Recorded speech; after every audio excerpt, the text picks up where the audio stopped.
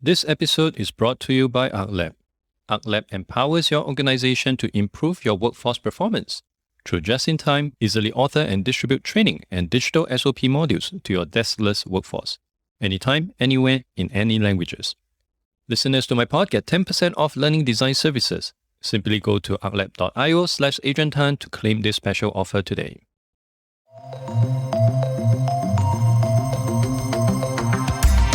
Hi, I'm Adrian Tan, and this is my podcast where I deep dive into matters surrounding HR tech and the future of work. I was a former HR serial entrepreneur and write extensively about the future of work on my blog. You may know me better through the Singapore HR Tech Market Map that I created in 2017. In this podcast, I speak with the people who are enabling the future of work. From mindfulness coach to employee engagement platform, they are all helping companies to better navigate rising work and business demands. I'm hoping that sharing in this podcast will help you better prepare yourself and your business for what the future of work may bring. My guest today is Arun Sundar. He is currently the Chief Marketing Officer at entomo. entomo is a modern performance management software built for the future of work. Powering 30 million plus users, entomo enables enterprises of tomorrow to drive performance by aligning goals and nudging actionable insights to distributed and remote teams. In his personal capacity, Arun is an eminent champion and commentator on the trending subjects of leadership and enterprises of the future and technologies for people including analytics and AI. Hey Arun, thank you for coming onto the podcast. Thank you, Adrian. A pleasure to be here. I'd like to start off by understanding more about the company entomo. I understand it's a new name. Is there a meaning behind the word? Thank you for asking that question. So, entomo stands for Enterprise of Tomorrow, a topic which is extremely important given the days that we live in. So, the traditional enterprises, the very construct of work, workspaces, and who does the work has completely changed, which essentially means that the enterprises of the past and many of the enterprises of today will perish or evolve as they move to tomorrow. So enterprise of tomorrow is a concept which we staunchly believe in, and the reality around us proving that concept is true. And as entomo, we are true partners to enterprises to evolve into their tomorrow. That's why we call ourselves enterprise tomorrow, a short form of which is entomo. And traditionally we used to call ourselves KPI Soft, and today we are entomo. And for people who may not be familiar with KPI Soft as well, could you just help us to understand very quickly what exactly do you cover? Sure. So we are in the employee engagement space as what we do. And the outcome of what we do is driving enterprise performance as well as talent development. So let me explain that a little further. So employee engagement is very key and is seen as a tenet which organizations focus on. Same way with performance, same way with talent development. However, the reality is that all three are tied to each other. One feeds the other. So what we do is we drive employee engagement, and which in turn drives employee performance and talent development. And we do that by leveraging nudges, by leveraging insights and ensuring goal cascading. And a very customized nudge is given to every employee in the context of their performance and the context of their talent development, which in turn drives engagement, performance, and talent development. And that's what we do. And we are proudly powering 30 million users worldwide, which includes large Fortune companies as well as very large Asian conglomerates and businesses. So maybe we can also take a step back, obviously pinpoint. What exactly are the frictions or the kind of failure that is inbuilt into the traditional way people actually conduct the performance management? So the traditional ways of conducting performance management, the traditional way of driving talent development, and the traditional way of ensuring employee engagement does not work anymore. The reason is very simple, because they're traditional. The world of work has completely changed, and it is going to change even further. We are sitting at a point in time where the conversation is revolving around great resignations, purpose-led organizations, and hybrid workforce, and even gig economies and robots doing the work.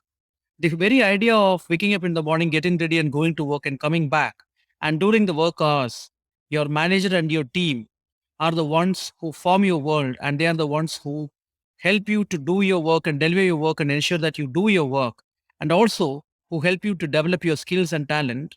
Those days are gone. Now, given that those days are gone and the world is completely digital and the employees are digital natives, driving their performance, driving their talent development, and driving their engagement requires a completely different approach. And that's where, again, I personally very strongly believe that most organizations whom we see around today will need to change the way they drive their performance, talent development, and engagement. And that's where we come in. And that's where technologies like augmented analytics and contextual nudges and goal cascading and enterprise social graph, ensuring that the organization, even though people are spread across continents, are functioning as one unit comes in. And that's what entomo does. So based on your very comprehensive understanding of how the traditional performance management methodology or system work, could you give an example of one of the most ridiculous attributes of the traditional system that just should be thrown away or to be extinct to the age of the dinosaur? So the traditional performance managements are a system of record, while they should ideally be a system of engagement. So let me explain that. By system of record, a traditional performance management system, what it does is at the beginning of the year or the beginning of a particular time period, the goals are written down in the system, and these goals are typically specific to an individual. And after a particular time period, with the assumption that the world is going to remain the same, the employee is going to remain the same, the employee's focus is going to remain the same, the strategy of the company is going to remain the same, it is reviewed after a time period of 3 months, 6 months, or 1 year. By the time the world has changed, and the system of record has done absolutely nothing to help the employee achieve his or her goals. That to me means that a performance management system is not managing performance. It is just a system of record which is used to review at the end of a particular time period if the goal has been achieved or not. Where they fail is, first, there is no goal cascading. An organization, end of the day, is nothing but a collection of people with a common agenda and an objective. And each of them are taking care of their own bits and pieces in collaboration with the larger piece to achieve the larger objective. Now, if that is the case, shouldn't the goal of an employee be a derivative of the goals of the people who are in the hierarchy above him and be cascaded to the people below him in the hierarchy, as well as attached to the people who are peers to him? Let me take an example. For example, if a sales leader is supposed to, if the CEO is supposed to achieve a 50% growth in revenue, it needs to get cascaded to the sales leaders. The sales leaders will in turn cascade that down to the sellers. But it doesn't stop there. To achieve those numbers, you require the solutions team to work along. You require the recruitment team to ensure that the right talent is hired. So the goals has to be shared and cascaded. A performance management system does not do that traditionally. Ideally, a performance management system should ensure goal alignment, which is above, below, and at the same layer. The second thing is that it should not only just have the goals cascaded, it should also help each and every individual in an organization achieve his or her goals. That is when it really becomes a performance management system which aids in achieving the performance. Traditional performance management systems do not do any of these things. They are system of record. But where and what organizations need is a system of engagement, which will ensure that these goals are cascaded and the system talks to him or her and helps him or her to achieve one's objective. To the extent that in the world of hybrid work, a performance management system ideally should take over the job of a coach to give insights and nudges at the right time for every employee so that their behavior changes to performance behavior. And that's where the large gap is. And that's where the biggest opportunities for organizations and technology partners like us comes. I love the succinct way that you capture it, where traditional performance management system is actually a record, a system record, and nothing beyond that. Because I would imagine in a scenario of last year, when you would have, in a traditional setting where you have set your goals, everything, the full year goals in the early part of last year, only for pandemic to come in and throw everything haywire, your system would actually not be able to catch up. You're still working towards the same goals, the same things that you have set up, and it doesn't cater for whatever changes that would happen especially for unforeseen circumstances. So that capture it well. And also to get a better understanding that it is really more about engagement. And of course, we are looking at how the current way of things can be done to engage the people. But maybe we can also to continue our discussion on the traditional way just to give people a better sense. That also means that the traditional system actually not just discourage engagement, but actually deter engagement. Could you elaborate more on that? That's right. So that's a very interesting perspective that you have. End of the day, the tools that an organization deploys for its people should serve the people first and organization next. But today it is the other way around. A tool is supposed to be serving the organization and people are supposed to go on, do their jobs and achieve their goals. It should be transitive. And that's where performance management systems have traditionally failed. A performance management system is seen as a tracking tool of an organization. A CRM system is seen as the tracking tool of the organization. These are not tools which are designed to help the employee achieve his or her goals, which essentially means that a tool which is used to track reduces engagement. But if the same tool becomes a tool which is helping or aiding the employees to achieve their goals, whether it is hard goals, soft goals, wellness goals, whatever it is, eventually the engagement starts increasing. And engagement is a day-to-day affair. So that is where all talent development tools, all performance management tools have a wonderful opportunity today to, to turn themselves on their head and start looking at how can I help the employees achieve their goals, whether it is their personal goals, professional goals, wellness goals, anything for that matter. So that change is profound and we are very proud to be leading that change. So here, for example, in the performance management system which we use, as I had at the start mentioned, we are an engagement platform. We call ourselves an engagement platform because our users are super excited to log into the platform, see where they stand on their goal achievement, what is the real impact that they're creating to the larger organizations, what are the top announcements which are happening, and the platform starts speaking to them and tells them that, Arun, actually, you know what? Have you considered this option of speaking to your team member in Japan who has not taken a leave for the last 2 months? Maybe she is going through a burnout issue. Or have you spoken to your salesperson in Australia who recently closed a deal at a margin numbers which is lower than your target? So probably you might want to coach him or her so that they know how to ensure that these margin considerations are done during deals.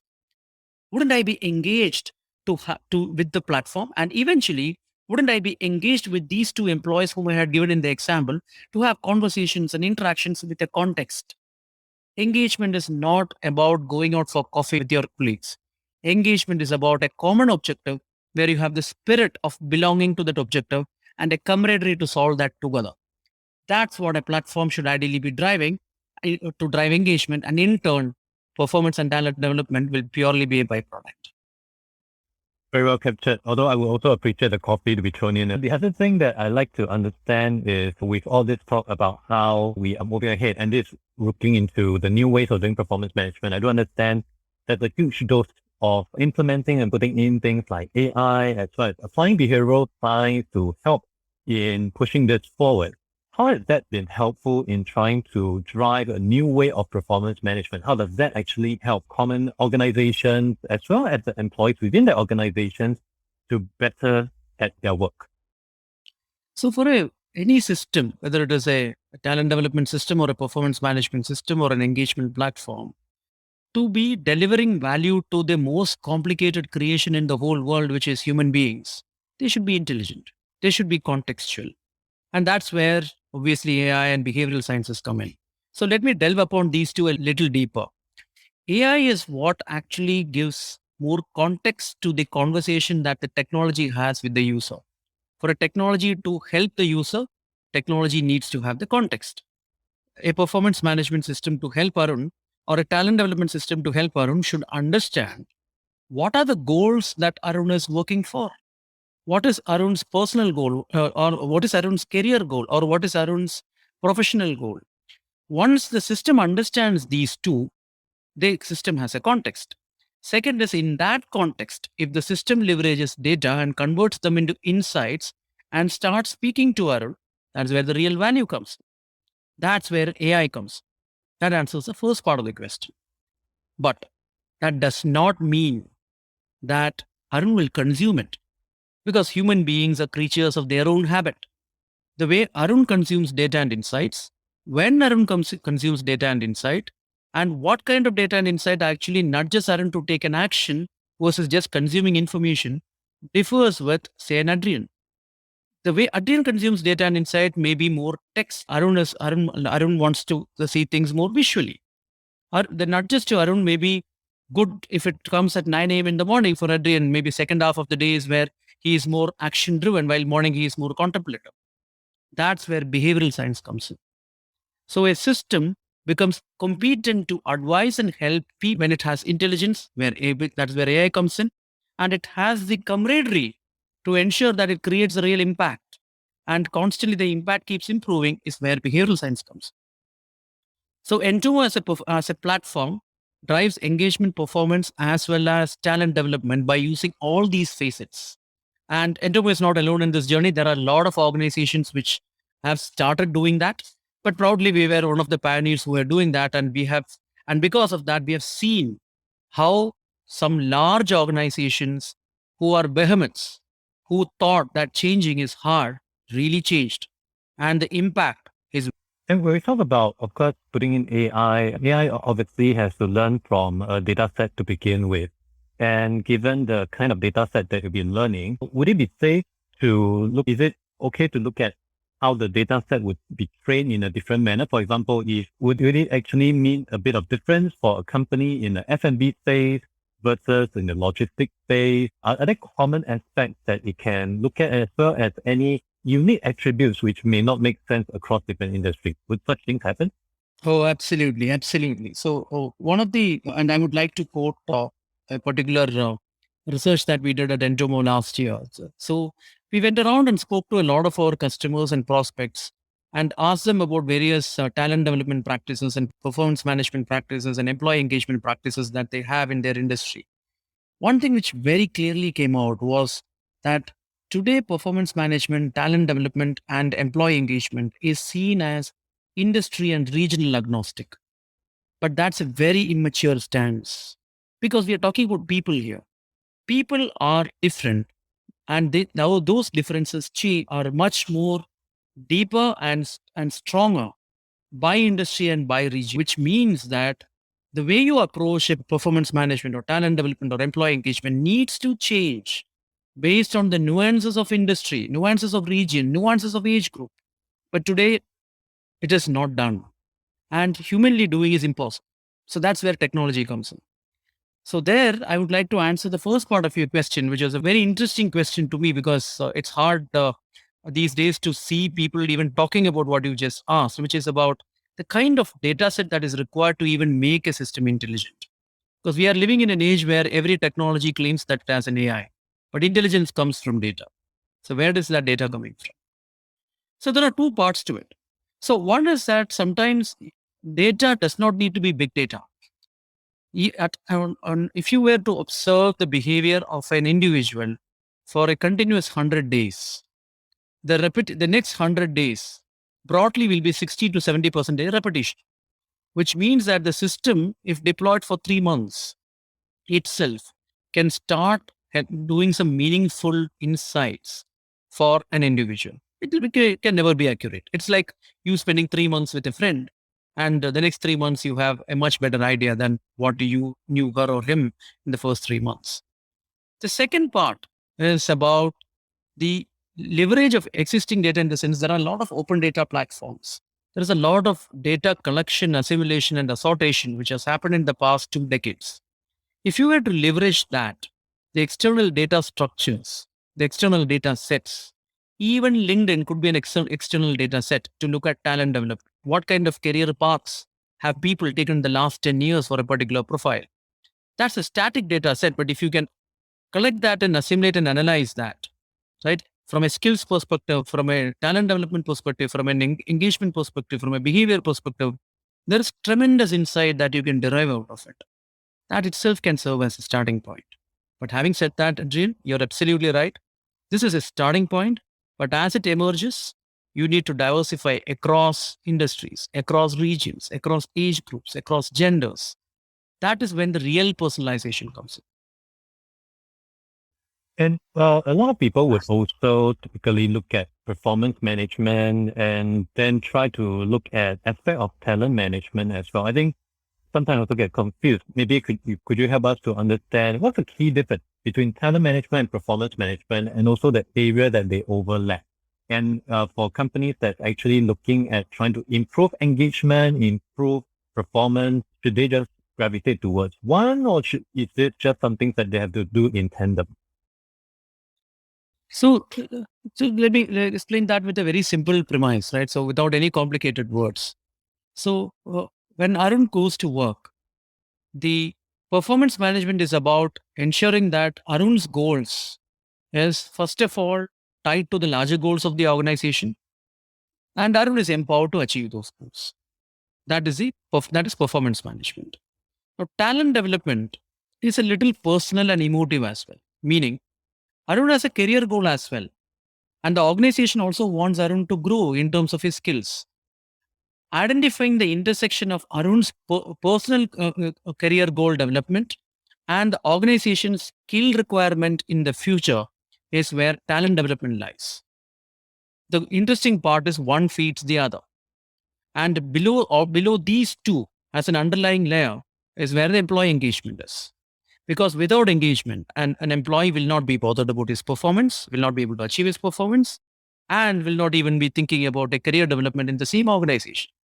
But if you were to start feeding an employee with the resources that he or she requires to develop as a professional, which is talent development, to develop skills and do the right things to achieve the goals, which is performance management, engagement will become a byproduct. It could be the other way around as well. If an engaged employee will automatically look around and start asking, how can I deliver? How can I perform better? How can I develop more in my career in the same organization? One feeds the other, but it is today seen as siloed. But technology is the answer where all these things will intersect together, and data is the fuel which will drive all these three together. Thank you so much for that elaboration. So as we move forward into 2022, what's next for entomo? What we expect to see in the coming year?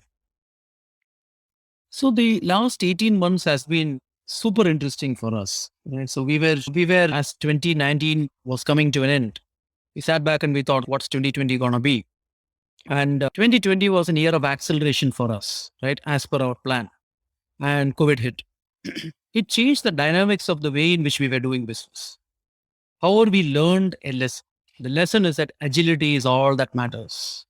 So we did two things without even knowing or using the word agility when we were deciding to do these two things. The first is that we shifted from the traditional model of running the business to the digital model. It was not a strategy, it was a survival instinct because that's what we had to do. And today, that is the fastest growing business line for us. Marketing, selling, and enabling digitally. We have even have customers in distant parts of the world where none of our employees would have ever traveled in our life till date. But those customers have bought from us, heard about us digitally, bought from us digitally, have been enabled digitally. So digital business is the first which we planted in 2022, which is growing very fast. The second thing which we did was that at the time of this humanitarian crisis, we looked at how we could repurpose our platform to help governments do contact tracing or their fight against the pandemic. And we did that for government of Malaysia and the government of UAE. So today, all of Malaysia's contact tracing is done using our platform. How do we do that? Again, the same fundamentals of what we spoke, because it is again about measuring, again about informing, again about driving behaviors. We do that by using nudges, by insights, by tracking, and by ensuring that the numbers are cascaded across. And eventually, we have rolled out vaccination management systems and multiple technologies on top of this fundamental layer which I spoke about. And what we take pride in that is that there's a mushrooming of SaaS players, but cooking for 10 people is different from cooking for a feast. SaaS players should actually be technologically ready to be population grade. We proved in the last year that we are population grade, 13 million users on our platform. And that's what happened last year. Now, your question was about what is in future. The future is to sustain this momentum of growth itself, because we multiplied our revenues and number of users in the last 18 months. We launched a new business line, and going forward, we are planning to expand into new geographies, both organically and inorganically. We will see some announcements soon. And while doing all these things, being true to the spirit of being a partner to the enterprise of tomorrow. And that's the reason why we call it. And that's going to be the key thing in 2022 and beyond. And for people who is keen to learn more about yourself as well as Entomo, where can they start? So you can find out more information about us on entomo.co. And I would be glad to receive any emails or any messages from any of the audience on this directly on LinkedIn or otherwise. And I'll be glad to have a conversation with them and learn from them as well as share our insights. All this will be added into the show notes. And I hope everyone enjoyed our discussion today. Thank you, Arun, so much for your time today. Lovely speaking with you. Thank you, Adrian. It was a pleasure. Thank you for listening to the podcast. You can refer to the show notes for links to more information about our guests and their businesses. If you enjoyed this podcast, it would be helpful to give a review on iTunes or follow me on Spotify. If you're using Overcast, please hit the star button under the episode. That will help get this episode and podcast out to more people who may find it useful. I'll see you in the next episode of The Adrian Tan Show.